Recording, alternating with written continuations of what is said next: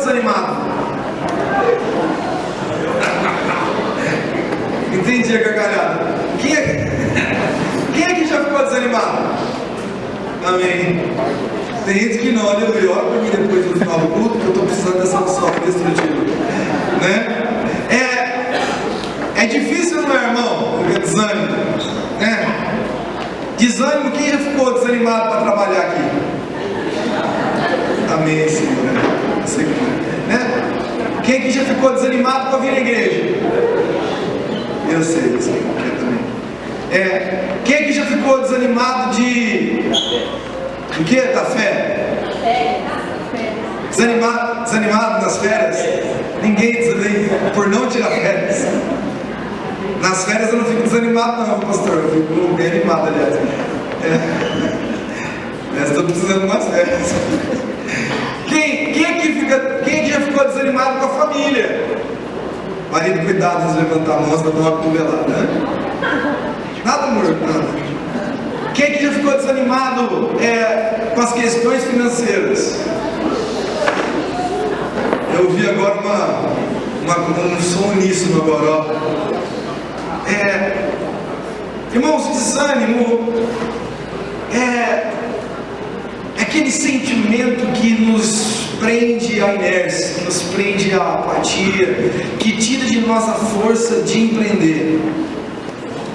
O desânimo é esse sentimento que muitas vezes nos toma e nos rouba a alegria de sonhar. É o sentimento que nos tira a vontade de viver. O desânimo é aquele que um casamento desanimado é quando um cara diz assim: eu não vou dar mais nenhum passo para restaurar esse casamento. Eu não vou dar mais nenhum centímetro para poder mudar minha vida. O desânimo é esse sentimento que nos coloca debaixo de um jugo de inércia, onde eu não quero fazer absolutamente nada. Uma pessoa desanimada é uma pessoa que não quer fazer nada. Assim, vamos para a academia? Não. Vamos para o culto? Não. Vamos comer? Não. Vamos pedalar? Não. Vixe, pedalar então nem se fala. Porque a pessoa começa a entrar no desânimo. Ela começa a ter dó de si própria. Você já viu alguém com dó de si mesmo? Porque um dos problemas da tristeza é que, se a gente não cuidar dela, a gente começa a gostar de estar triste. A gente começa a gostar dos paparicos que nós temos quando nós estamos tristes. Nós gostamos da compaixão que as pessoas têm conosco quando nós estamos com desânimo. E aí, por mais que Deus diga assim para a gente, faça tal coisa, a gente não faz. Por quê? Estou desanimado. Vamos para a escola de educação? Não, estou desanimado. Vamos ter um tempo de oração? Irmãos, estou desanimado. Vamos comer uma picanha? Me animei.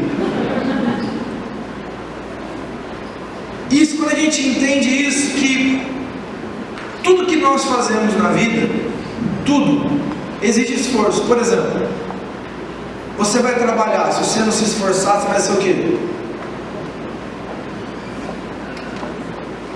Você vai estudar, se você não se esforçar, você vai ser o quê?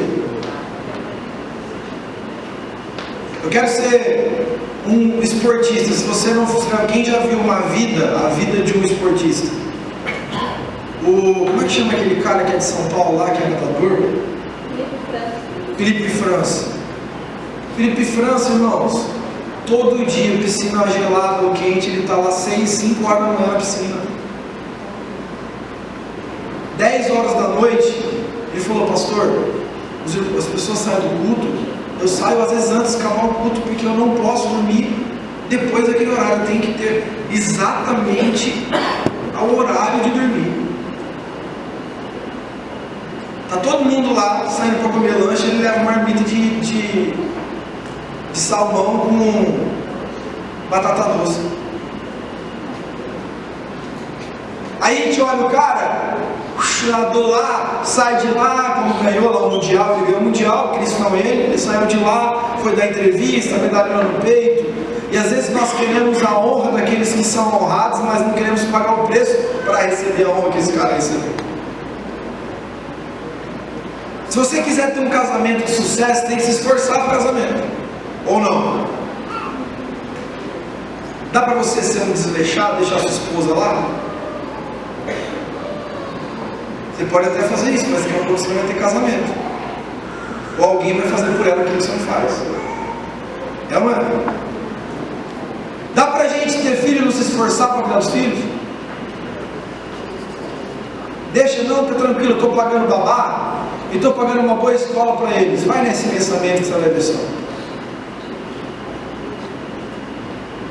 Se nós, dá pra gente ser cristão sem esforço? Sem ler a Bíblia? Sem ter uma vida de oração? Tem como isso acontecer, irmãos?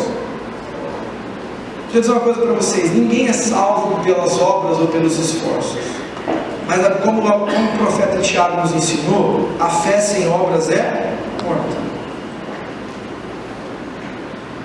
Mas desde quando a gente conhece na Bíblia, nós temos N personagens na Bíblia que ficaram desanimados. Em um momento da vida deles, isso revela para a gente que mesmo grandes personagens que tiveram grande experiência com Jesus, já tiveram um tempo de caverna. Já tiveram um tempo de ficar meio assim, quero ir, estou desanimado, coitadinho de mim, tenho dó no Silvio, não presto.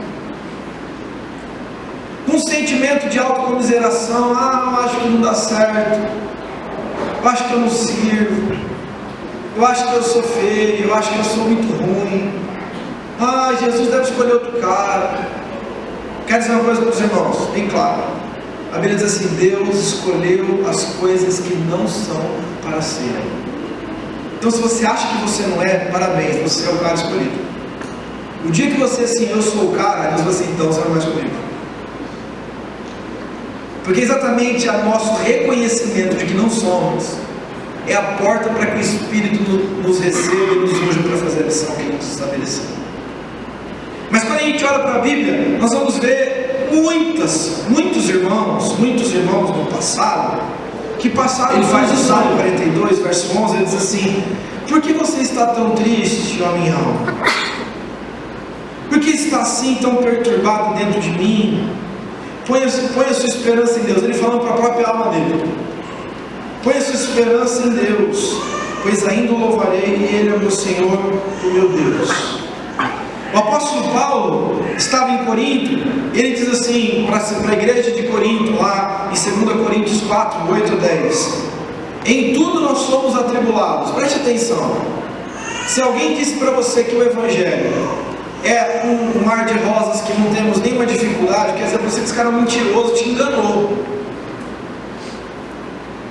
Jesus nos ensina assim: eis que vos envio como ovelha no meio de ovelhas lindas. É isso que ele diz. Ele diz o que? Eis que vos envio como ovelha no meio de...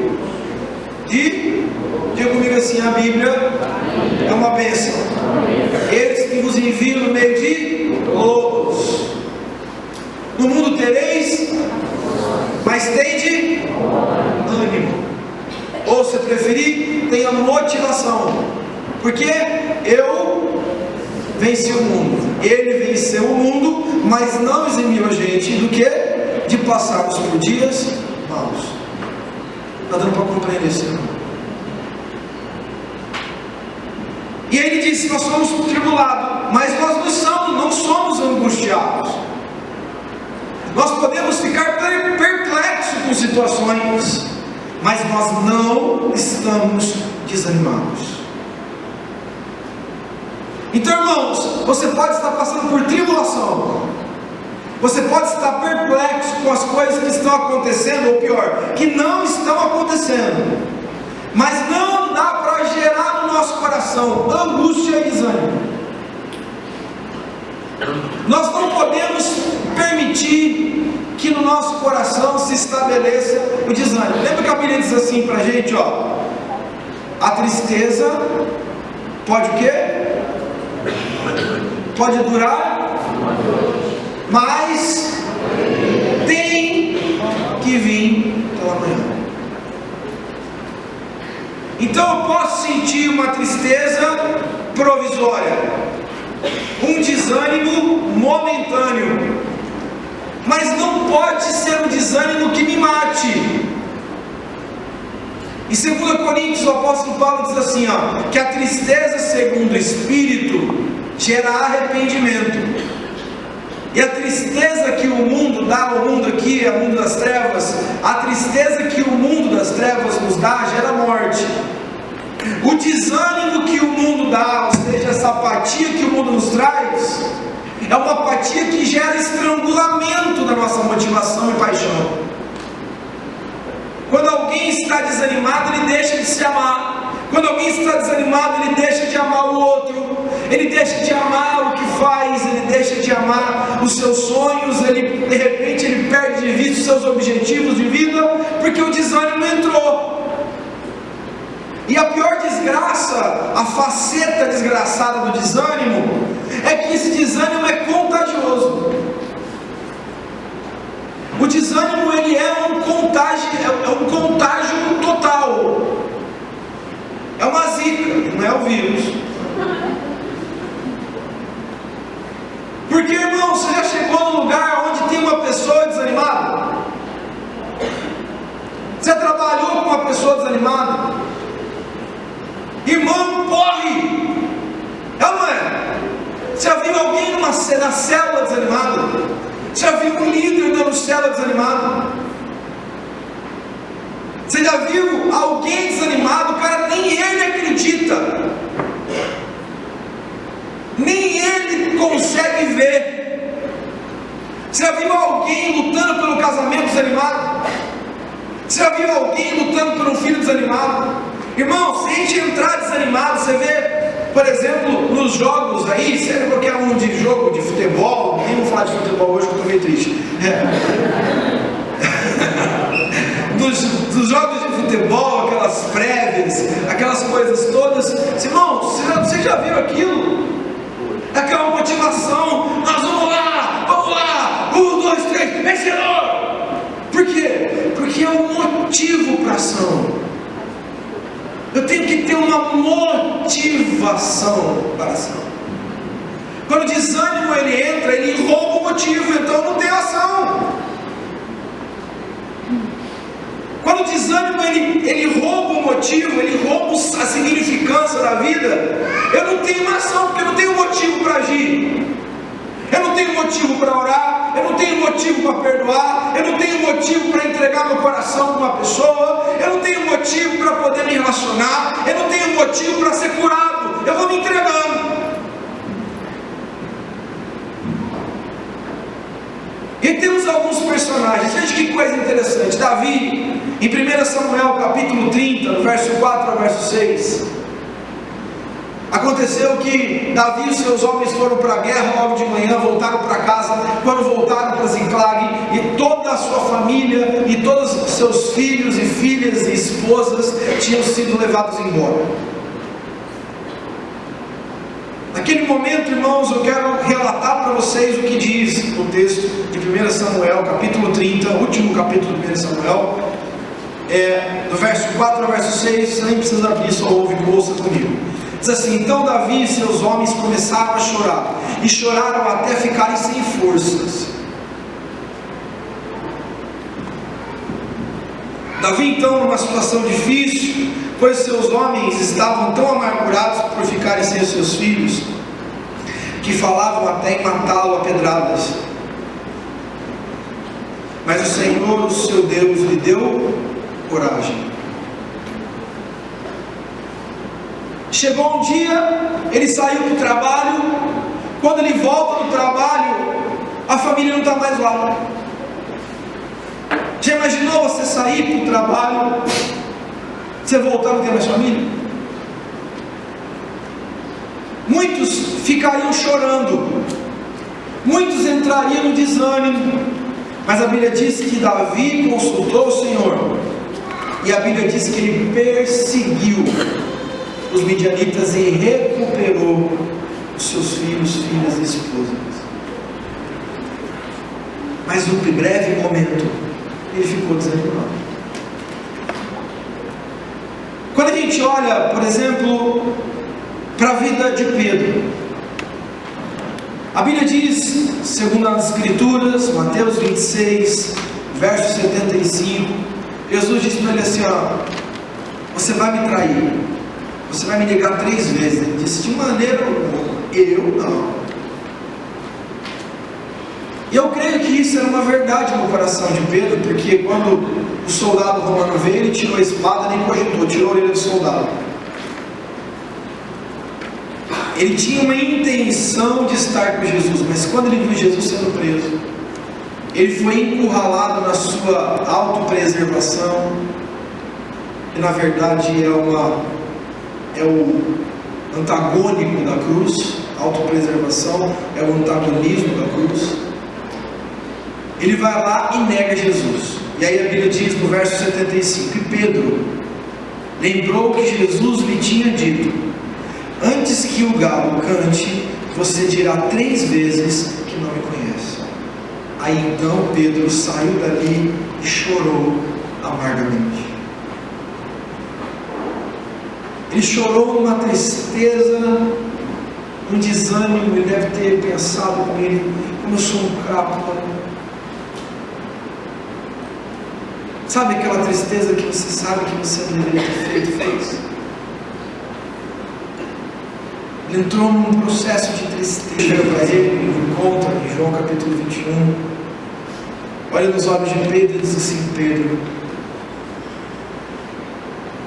por que você fez isso comigo, seu maldito?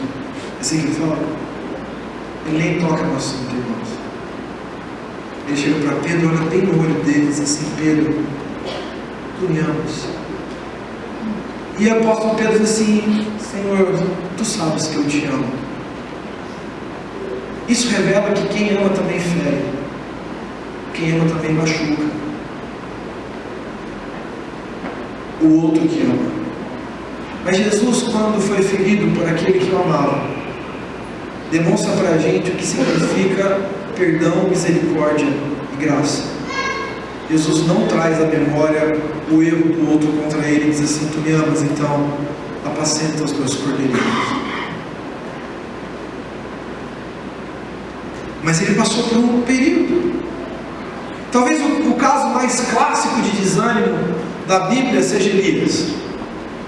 A Bíblia diz em 1 Reis 19, verso 1 em diante, lembrando, situando a nossa mensagem na timeline da história de Elias, no capítulo 18 ele tinha desafiado todos os profetas de Baal por um grande desafio, colocou 2 altares e disse para os profetas de Baal, quando descesse fogo no altar deles, se descesse fogo, Baal era Deus, se descesse fogo no altar de Yahvé, nosso Deus, aí o altar Yahvé era Deus. Obviamente não pegou fogo em Baal, pegou fogo em Yahvé, e a Bíblia diz que todos aqueles profetas foram assassinados lá naquele monte. Queridos, depois de ter feito o que ele fez, olha o que aconteceu no verso capítulo 19, no próximo capítulo da Bíblia. Diz assim: o rei Acabe contou a sua esposa Jezabel tudo que Elias havia feito, como havia matado a espada todos os profetas do Deus Baal. Aí ele mandou o mensageiro Elias com o seguinte recado: ela mandou: que os deuses me matem, se até amanhã, a esta hora, eu não fizer com você o mesmo que fez com os profetas. Elias ficou com medo, e para salvar a sua vida, lembremos, a autopreservação como inimiga da cruz. Elias ficou com medo, e para salvar a sua vida, fugiu com o seu ajudante para a cidade de Berseba, que ficava na região de Judá. Deixou ali o seu ajudante e foi para o deserto, andando um dia inteiro. Aí parou, sentou-se à sombra de uma árvore e teve vontade de morrer. Então orou assim: já chega, ó Senhor, acaba agora com a minha vida, eu sou um fracasso, como foram os meus antepassados. Vocês percebem aqui a trajetória do desânimo? É uma trajetória, você viu? Ele gerou medo, ficou desanimado, aí ele pegou o seu ajudante e foi junto com ele até um caminho. Aí o ajudante talvez impossibilitaria ele de continuar e prosseguir no desânimo. Então o que ele faz? Em vez de largar o desânimo, ele larga a pessoa. Assim como muitas pessoas dentro da comunidade, elas começam a ficar desanimadas, ao invés de elas virem buscarem no Senhor a restituição do seu ânimo, ou em outra pessoa, no irmão, na comunhão, no corpo, ela vai lá e se isola, se isola, se isola, se isola, até que morre. E a Bíblia diz que, irmão, você acha que existe um motivo para Elias dizer para Deus: Deus, me mate? Eu não tenho alegria na vida, e pior, eu sou um fracasso como meus pais. Você está maluco? Olha o que o profeta fez. Ele desafiou centenas de profetas de Baal. O fogo desceu do céu. A Bíblia diz que toda aquela nação, todo mundo que estava lá glorificou e disse: Deus é o Senhor. E aí mais, ele vai lá e diz para Acabe: o céu estava fechado porque Baal governava aqui. Agora você vai embora porque eu vejo uma nuvem do tamanho de uma mão e vai descer chuva sobre Israel. E a Bíblia diz que desce uma chuva nervosa. Como que o cara desse não presta?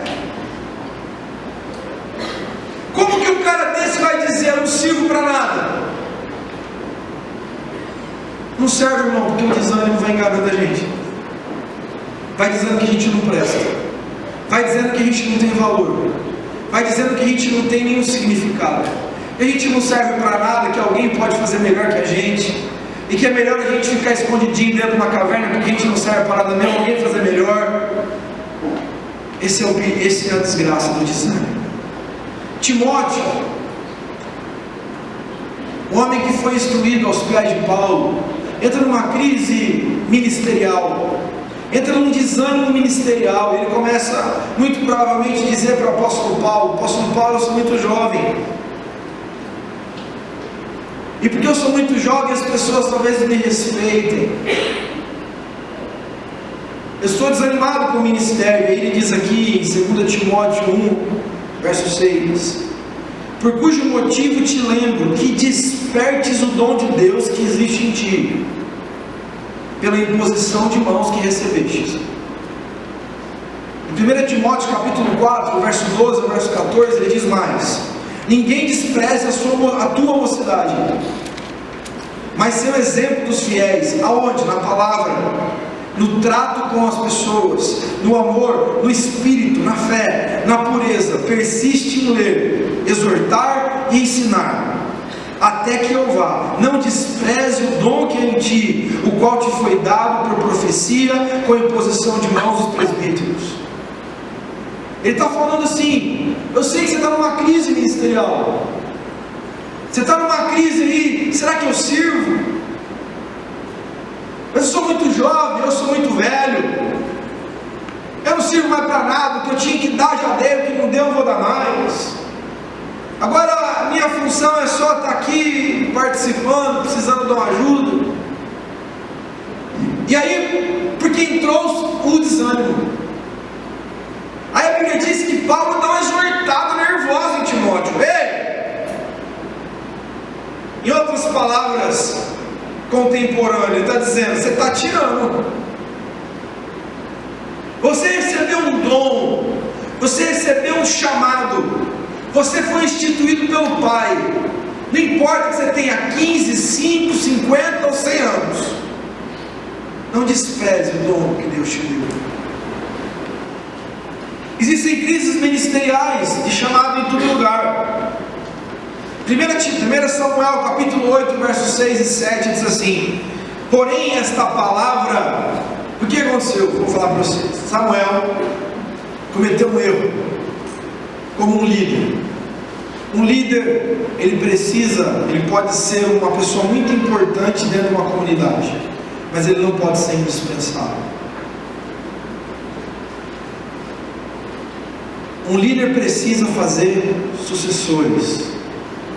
Um líder precisa ter um ministério plural. Samuel desenvolveu o ministério onde ele ia entregar para os seus filhos que não tinham o caráter do pai. E eles começaram a julgar fraudulentamente, não seguindo o modelo de honestidade do pai. Obviamente, quando o pai começou a ficar velho e começou a delegar ao seu filho, o povo começou a dizer para Samuel: Samuel, seu filho não pode governar aqui, porque ele não tem o seu perfil, eles são corruptos. Veja que corrupção vem de longe. E aí que eles começaram a olhar para os filisteus da nação do lado e começaram a dizer para Samuel: Samuel, vamos ter um rei como todas as nações da terra têm. Vamos sair do modelo teocrático para um modelo monárquico.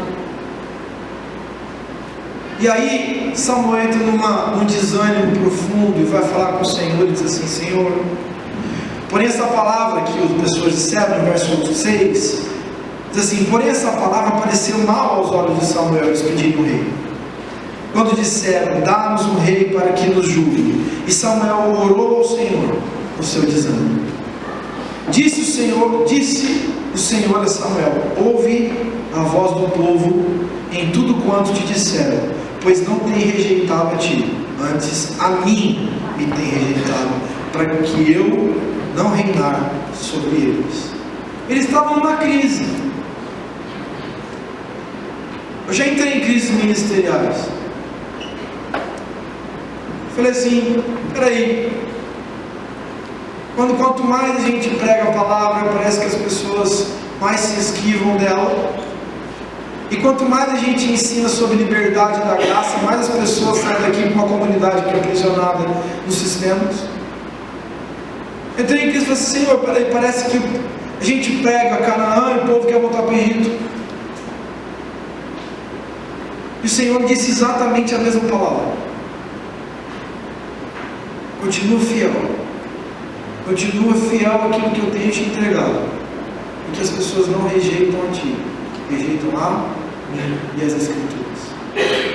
Como a Bíblia diz em Filipenses, porque muitos homens, eles são inimigos da cruz de Jesus. Não, eles conhecem Jesus, gostam de Jesus, mas são inimigos da cruz. Está dando para compreender esse mundo? Jeremias sofreu, irmãos, por causa do pecado dos outros. A Bíblia diz assim: se vocês, Jeremias capítulo 13, verso 17, se vocês não prestarem atenção, eu chorarei em segredo por causa do seu orgulho, chorarei amargamente, derramarei lágrimas, porque o povo de Deus vai ser levado para o cativeiro. Por isso ele é chamado como profeta chorão. Ele entra no desânimo, ele diz assim: Deus, eu prego e o povo não ouve. Eu ensinei para o povo, mas o povo não ouve. O povo me prende, o rei me coloca em cisterna para prender, me prende aqui a colar. Eu sou tratado como um bandido enquanto eu trago palavras do céu para o povo. É uma crise em tudo, ministerial, uma crise existencial, uma crise de relacionamento com o Senhor. Entrou lá no momento de desânimo. E o que falar dos 10 espias? Dos 12 espias. Mais 10 eram desanimados. O povo de Israel vai e caminha à beira de Canaã. E aí é enviado um grupo de 12 homens para visualizar a terra que eles iriam dominar.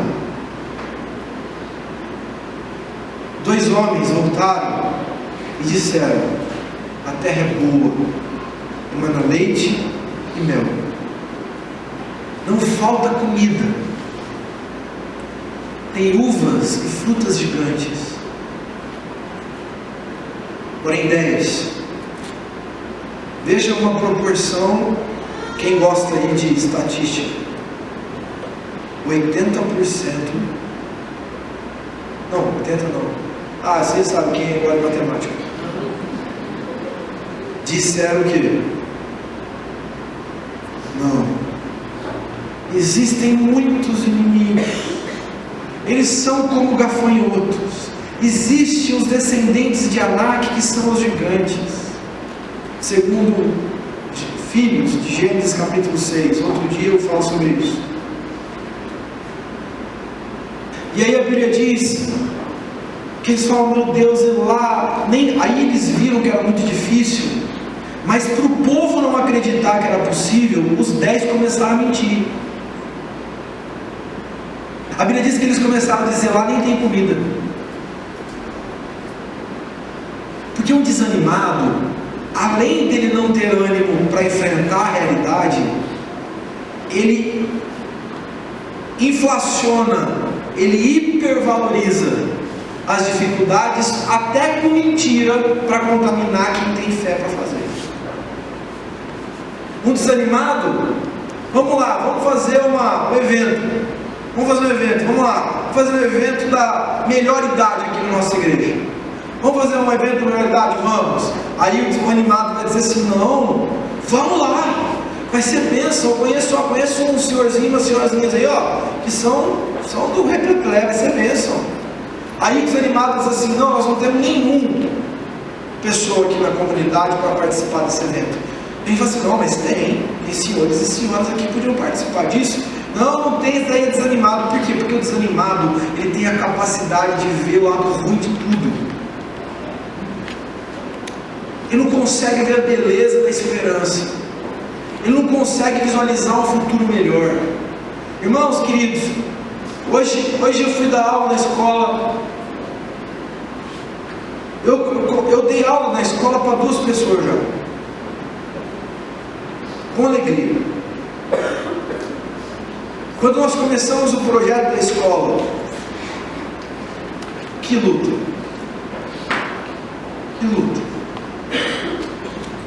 que luta levar esse povo a acordar cedo no domingo para estudar aula. Hoje eu olhei para a sala de aula, dando aula sobre Efésios, sobre batalha espiritual das Escrituras. Eu vi aquela classe lotada de gente. Porque aqueles que com lágrimas semeiam, em júbilos ceifarão. Mas quem não semeia com lágrimas, não haverá de ter colheita alguma. Porque é melhor semear com lágrimas e um dia ter a colheita com sorrisos, do que você não semear, porque se justifica dizendo, estou chorando. O desânimo, irmãos, pode tomar o nosso coração, mas Deus nos chama para sermos proativos. Deus nos chama para esmagar as dificuldades, para focarmos nele e continuarmos andando em direção a ele, mesmo quando as coisas são contra. E o fruto da nossa perseverança encontrará a promessa que o Senhor nos dá. Enquanto olharmos para Canaã e dissermos para nós mesmos, lá tem gigantes, ficaremos vivendo no deserto. Enquanto nós olharmos para as lutas e sabemos que Deus nos quer em Nínive, nós continuarmos num processo depressivo, dormindo no sótão de um navio escuro em direção a Tarso, nós viveremos na boca dos peixes. Enquanto Deus nos dá um chamamento, enquanto Deus te deu um dom, Deus me deu um dom, Deus te deu um dom, e nós enterrarmos esse dom, nós viveremos à mercê do projeto do Altíssimo sobre nós. Qual o seu dom, irmão? O que Deus te chamou para fazer? O que você, com a vida, o que você com a sua vida, pegou uma pá, cavou, fez um buraco e jogou lá dentro, e disse assim, não quero voltar para cá não, eu não quero desenterrar isso nunca mais na minha vida. Por quê? Porque eu estou desanimado. Tem um momento que o Espírito Santo nos chama, nos pega pelo nosso coração, diz assim, vem, olha nos meus olhos, filho meu, eu te chamei e eu te designei para que vades e deis fruto. Abdique dos seus traumas, abdique dos seus medos, abdique das suas desculpas, abdique da sua autocomiseração e creia que eu sou contigo. Josué em crise, Josué cheio de inseguranças, Josué no meio da luta, cheio de conturbações. Moisés se foi, de repente ele é líder de um povo cheio de dificuldades. E Deus o chama, como eu estou dizendo aqui, e diz assim: vem cá, Josué, escuta aqui. Olha o imperativo de Deus: seja forte e corajoso, porque eu sou contigo por onde quer que andares. O imperativo de Deus é assim: tudo bem, ficou tristinho? Ficou, beleza. Ficou lá magoadinho? Ficou, amém, beleza. Mas agora é hora de ressuscitar.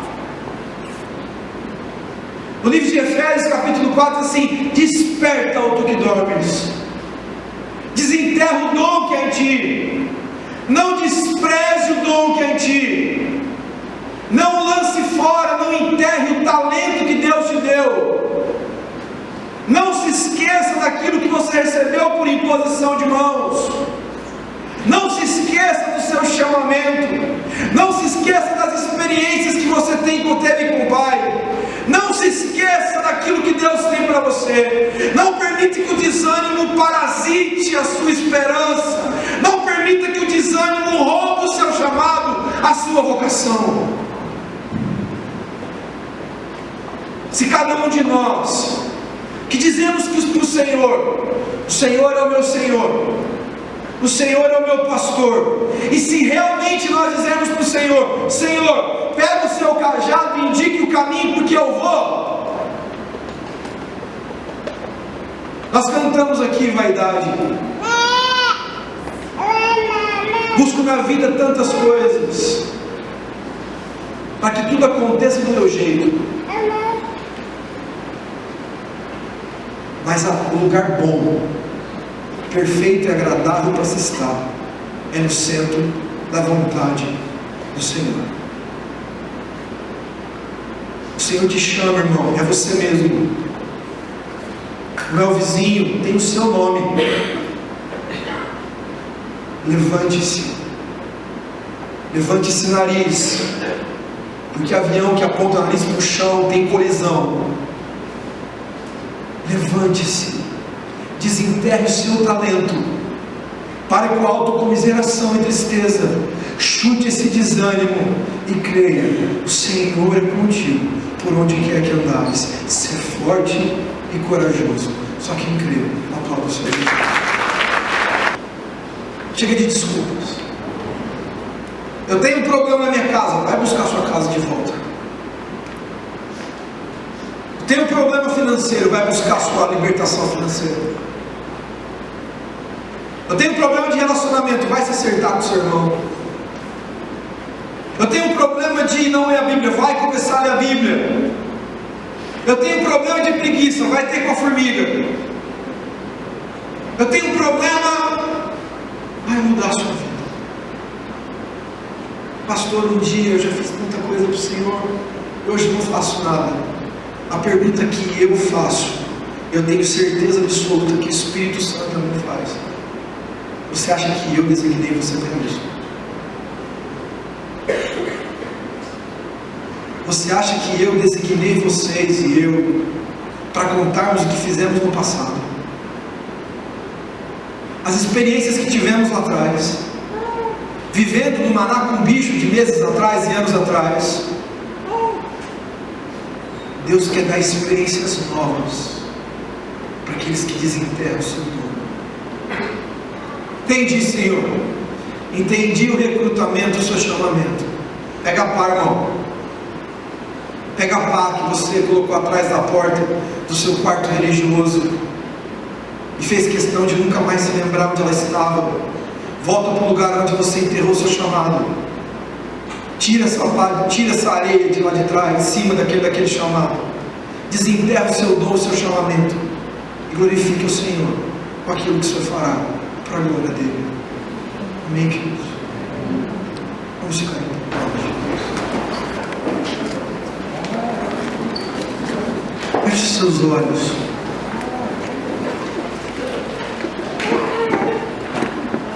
Eu queria pedir para os irmãos nesse momento, em nome de Jesus, novamente. que algumas pessoas são ministério de adoração. Mas eu queria, em nome de Jesus, que agora você ouvisse o Senhor. Nós podemos entrar no culto entendendo nada. Saímos não entendendo nada. Talvez você saia do culto só lembrando o que você disse para Deus, e não aquilo que Deus disse para você. Eu tenho certeza absoluta que Deus falou contigo nessa noite. Eu queria que você fechasse seus olhos e tivesse um tempo com o Senhor nessa noite.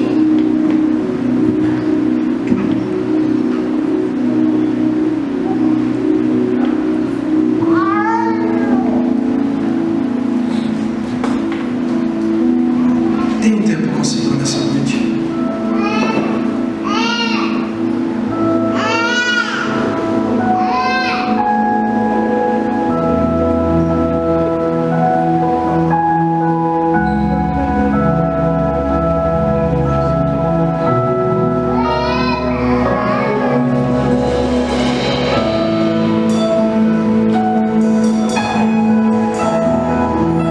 Feche seus olhos e tenha um tempo de oração. Diz para Ele: perdoa, Jesus, porque eu enterrei meu dom. Perdoa porque o Senhor me chamou e eu finjo que não te escuto. Coloquei todas as desculpas do mundo para não fazer aquilo que o Senhor me chamou para fazer. Perdoa, Jesus, porque tenho tido pena de mim mesmo.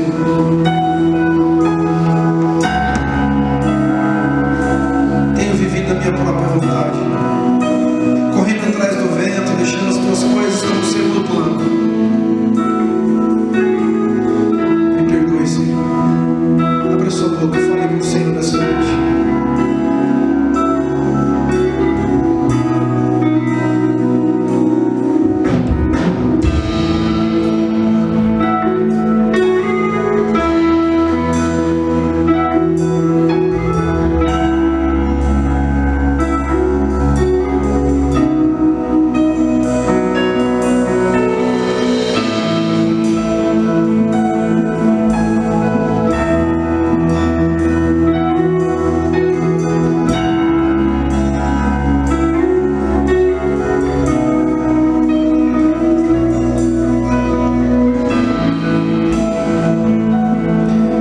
Sabe, irmãos,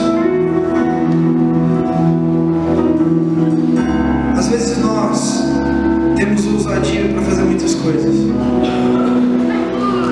mas talvez a maior ousadia de nossas vidas é entregar as nossas vidas a Jesus. Amém. Mas não nessa brincadeira de faz de conta, eu entreguei minha vida para Jesus. Não, entregar.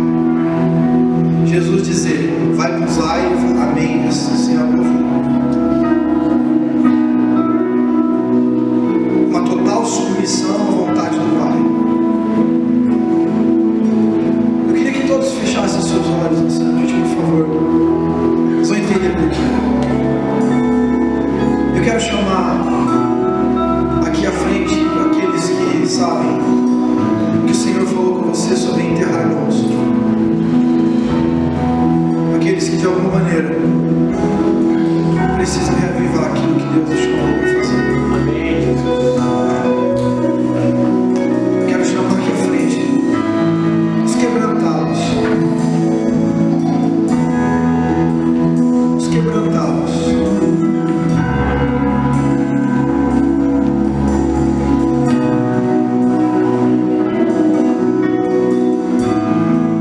Aqueles que entenderam que Deus tem muito para fazer, que nós esquivamos muitas vezes do nosso chamamento. Amém.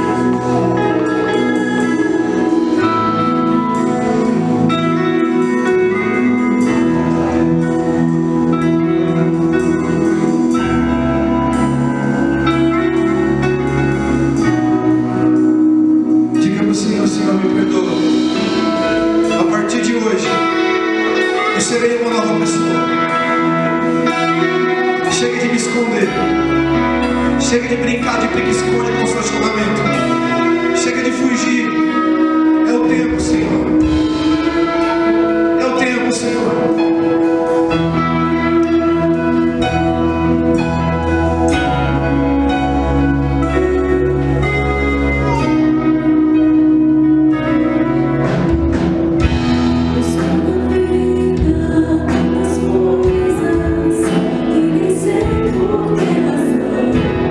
Fortaleço minha vontade.